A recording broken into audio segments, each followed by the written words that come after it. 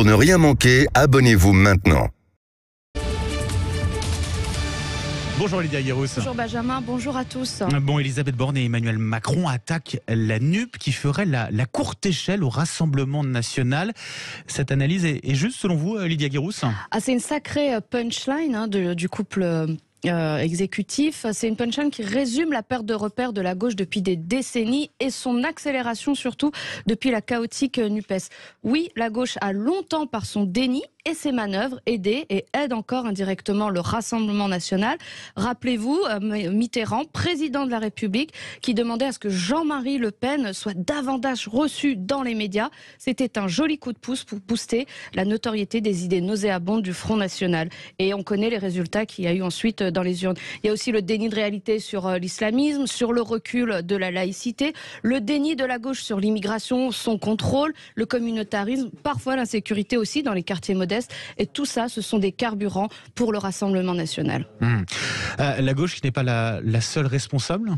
Alors, bien sûr, il y a de la colère, une colère sociale qui est très installée et qui est légitime, mais cette colère est instrumentalisée par les extrêmes. Les classes populaires sont abandonnées par la gauche au profit d'une autre clientèle électorale, communautaire, plutôt du côté de la NUPES. Et cette trahison des classes populaires et de la République une et indivisible est aussi un carburant pour l'extrême droite. Bon, accuser la NUP, c'est aussi une manière de dédouaner un petit peu le gouvernement, non ? Bien sûr, c'est aussi de la stratégie politique. Derrière, plus on accuse la NUPES, moins on regarde les responsabilités du gouvernement, de l'exécutif et la cacophonie qu'il y a eu notamment autour de la réforme des retraites. Mais le RN, avec sa stratégie donc de silence pendant cette période, sa quête de notabilisation, la NUPES de l'autre côté qui est dans le bruit et la fureur à l'Assemblée nationale, eh bien on voit bien que le second, la NUPES, sert la quête de respectabilité du Rassemblement national.